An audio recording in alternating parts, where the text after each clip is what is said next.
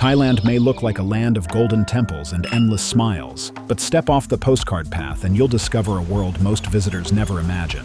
Here, devotion and decadence share the same street, with ancient Buddhist rituals echoing beside strip clubs. It's a place where sin funds charity, and the most powerful people make sure it all keeps running. And when you hear how one massage king openly admitted to paying off police on live TV, you'll be stunned. Month-long investigation at an Expat massage parlor ends in arrest. An investigation into numerous tips alleging the business was offering sexual services in exchange for payment. Behind the paradise beaches and temples. Over 40 million people arrive in Thailand each year. To put that into perspective, that's nearly half the country's entire population. But not all of them are there for elephant sanctuaries or floating markets. There's another kind of traveler, the seeker of pleasure, of release, of anonymity. And Thailand has quietly, skillfully, and profitably positioned itself as a place where anything goes, as long as you don't say it too loud. From Bangkok's shimmering skyline to Pattaya's sleazy alleys, the country balances a dangerous duality.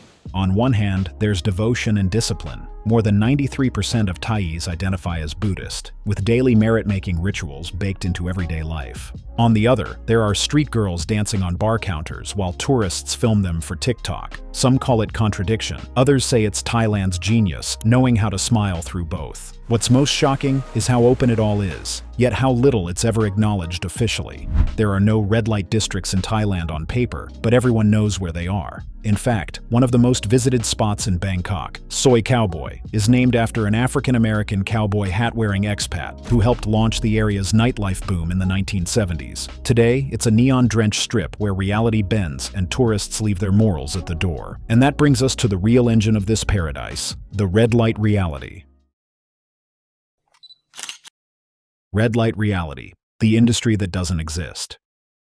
They say what happens in Vegas stays in Vegas, but what happens in Bangkok? It ends up on Instagram, WhatsApp, and your buddy's private group chat, because Thailand's adult entertainment industry is a full-blown machine, wrapped in just enough mystery to make it all seem spiritual. Let's start with the numbers.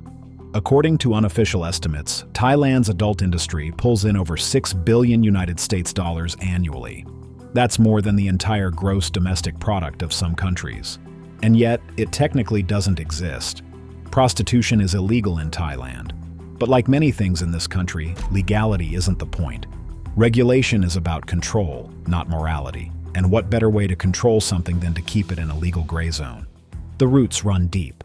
During the Vietnam War, Thailand became a rest and recreation hub for United States soldiers. American bases were established, and around them grew entire districts of bars, clubs, and service establishments. By the time the war ended, the infrastructure remained and was eagerly repurposed for global tourism. It was during this time that Pattaya exploded into what many now call the adult Disneyland of Asia. Today, walking streets in places like Pattaya, Nana Plaza, or Patpong are like adult carnivals. Pole dancers line up behind glass walls. Bars openly advertise ping pong shows, which are far from table tennis. Some clubs even display menus of services in 4 or 5 languages, and none of this is in back alleys. It's right there on main roads, with police sometimes standing watch, or even offering directions. What makes Thailand's red light reality so distinct isn't just how widespread it is, but how it's marketed. The line between adult entertainment and tourism has been blurred intentionally. Hotel packages in Pattaya often include free bar vouchers. Travel forums are filled with coded language like girlfriend experience or freelancer-friendly hotels. On dating apps, visitors in Bangkok are routinely approached by women and ladyboys offering full service with price lists attached. Speaking of ladyboys, Thailand is globally known for its transgender community, or Cathys, who are often seen as a third gender. Many work in the adult industry, and some achieve celebrity status. The term ladyboy might sound derogatory elsewhere, but in Thailand, it's often used casually, even in official bar names and advertisements. Shows featuring transgender performers attract thousands of tourists each night, and many visitors leave unaware that the person they just fell for isn't biologically female. That ambiguity? It's part of the allure. Of course, not everything is glitz and neon. Beneath the fantasy lies a complex reality. Many workers enter the industry due to poverty or limited options. Entire villages in rural provinces like Isayan have become famous for sending daughters into Bangkok to support families back home. In some places, remittances form the backbone of the local economy. There are also unspoken rules. Police raids happen, often right before international conferences or diplomatic visits, but most venues bounce back in days. The T-money system, essentially bribes, keeps operations smooth. Everyone plays their part, and for those who step out of line, there are stories, never fully confirmed, of disappearances, blackmail, or being quietly deported. Still, tourists come. Some for curiosity, some for loneliness, others because they were told it's just what you do in Thailand. And the country? It doesn't judge. Instead, it monetizes that moral blind spot with masterful precision. Dark tourism. For many, Thailand is the ultimate getaway: sun, surf, and sangria in a coconut shell. But there's a growing group of travelers chasing something darker, something rawer. Let's start with the Full Moon Party, a name that now sends shivers down the spine of local officials and emergency room doctors alike. What began as a spiritual beach gathering on Koh Phangan in the late 1980s has mutated into a massive monthly rave that draws up to 30,000 partiers from all over the world. Fire dancers twirl torches, buckets of mystery liquor pass hands, and tourists lose shoes, phones, and sometimes their dignity in the surf. By morning, the same beach is littered with glow sticks, broken glass, and unconscious bodies wrapped in neon paint. In 2018 alone, over 40 tourists died in Koh Phangan-related incidents, ranging from overdoses to fatal scooter crashes post-party. Still, the event continues, and it's marketed heavily by travel agencies as a must-do. Locals benefit from the cash influx, but rarely attend themselves. One Thai resident famously called it a Western circus that forgot it's not in Vegas. Then there's Bangkok's underground massage parlors. These places, sometimes disguised as karaoke joints or herbal spas, cater to a different class of clientele: wealthy businessmen, local politicians, and tourists looking for VIP services. Behind frosted glass doors lie catalogs of workers, with services categorized by nationality, skill, and more disturbingly, age range. Many operations are run by syndicates, some are linked to trafficking rings. Yet, the front doors still open every night. Thailand's dark tourism doesn't end there. Some travelers actively seek out off-menu experiences, such as unlicensed ends in Pai, underground fight clubs in Phuket, or even illegal wildlife cafes in Chiang Rai. In one now-banned venue, tourists could sip coffee while petting endangered tiger cubs sedated with tranquilizers. What makes it all so slippery is that much of this operates in legal gray zones or under the radar entirely. Tourist police exist in Thailand specifically to protect visitors, but they're also there to maintain image control. If a tourist dies under suspicious circumstances, news is often downplayed to avoid impacting the economy. This has led to theories, especially online, that Thailand has developed tourist containment zones, areas where anything goes as long as it doesn't leak to international press. Even more curious is the growing popularity of mystical tourism, trips centered on spirit medium rituals, fortune tellers, or controversial monks who claim to grant luck in love, wealth, or court cases. One famous monk was caught on camera blessing gang members before a major deal, yet he still commands lines of followers at his temple every week. These aren't isolated events. They're part of a carefully managed chaos where tourists are free to indulge but only in designated zones. And should anything go wrong, a fixer appears, fluent in English and apology, ready to make everything quietly disappear for the right price. Who really runs Thailand's sin economy? Thailand's adult industry might look chaotic to outsiders, but behind the scenes lies a highly structured system controlled by an elusive network of untouchables. These are the brokers, syndicates, and local power brokers who manage the shadowy infrastructure of Thailand's sin economy.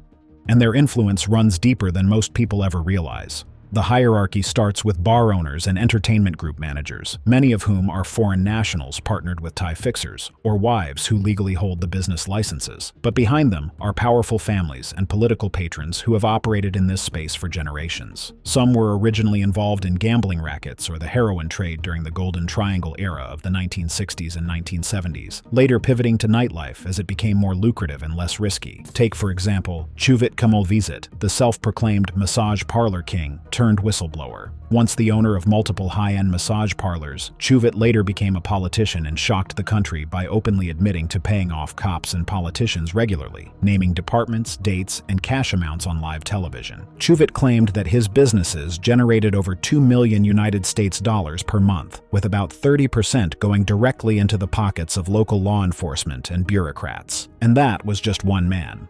Behind closed doors, many believe there are much larger players still operating today. Then there's the military. Thailand has experienced 13 successful coups since the end of absolute monarchy in 1932, with the military acting as both political stabilizer and economic gatekeeper. It's widely believed, though never officially proven, that high-ranking military and police officers have long held interests in entertainment districts, from Pattaya to Patpong. According to leaked embassy cables published by WikiLeaks, United States diplomats were warned not to interfere or comment on the red light industry, as some venues were directly connected to influential persons.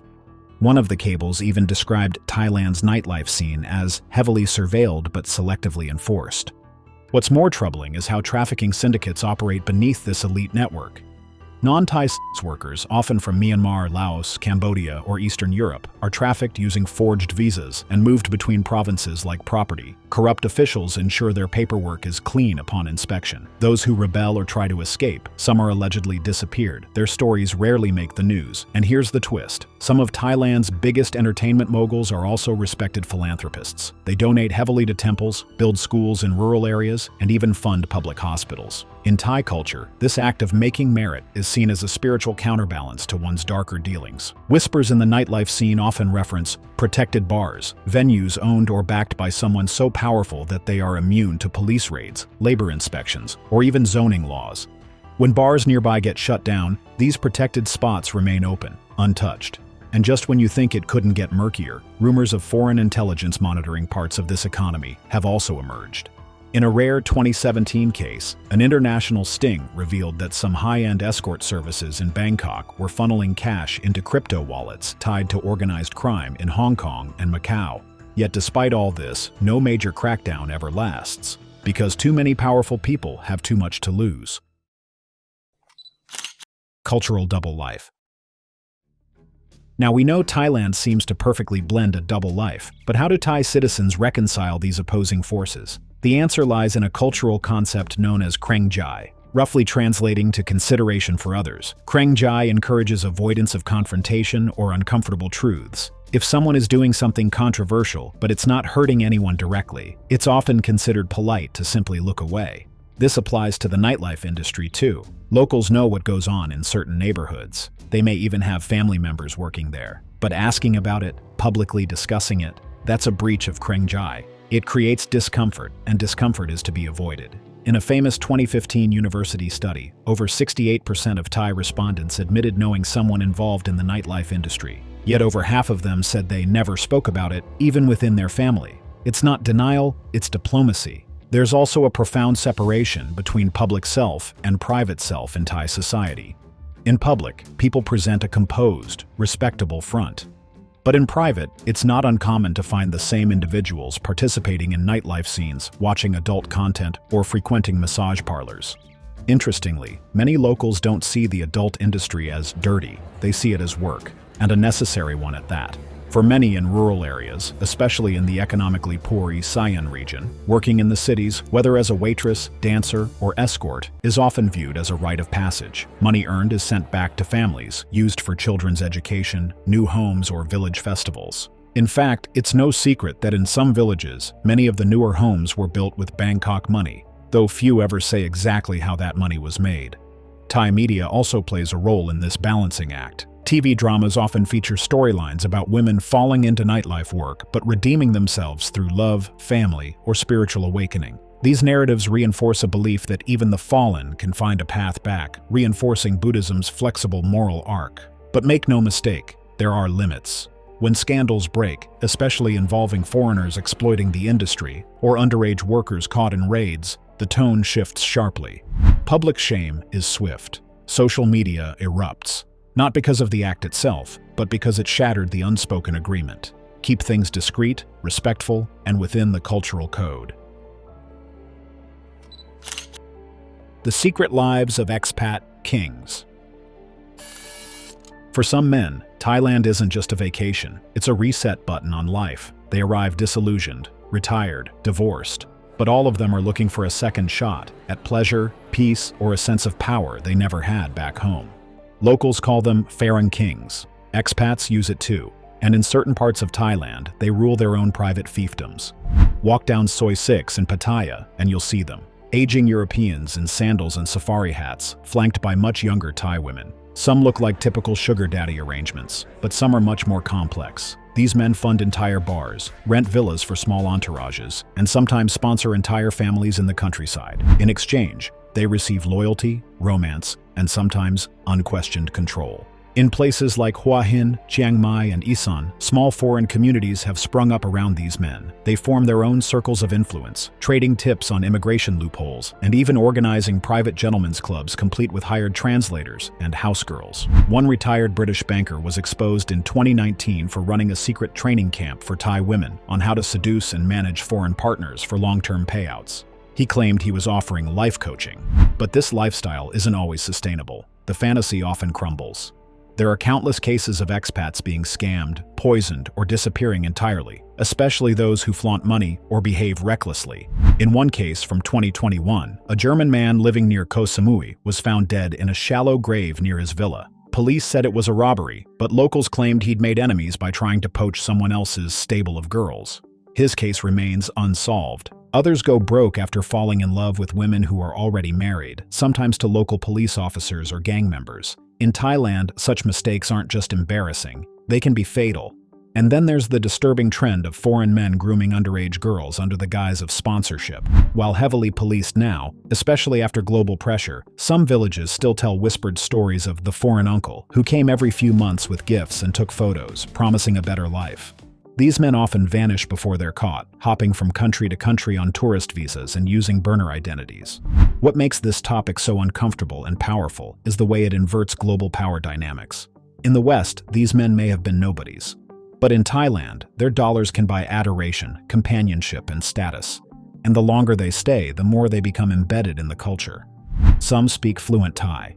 Some convert to Buddhism. Others marry and open small businesses. But underneath it all is the same structure: money for love, control disguised as care. Thailand's tourism board never mentions them. Travel blogs rarely explore this layer, but go to any major expat bar at sunset, and the real story of Thailand's male migration will unfold before your eyes. One drink, one story, one whisper at a time. So, is Thailand's darker side the reason millions keep coming back? Or is it the country's ability to hide it all behind a smile? Are these secrets part of the charm, or a truth better left in the shadows? Let us know what you think in the comments. And if you want more untold stories like this, make sure you subscribe so you don't miss the next reveal.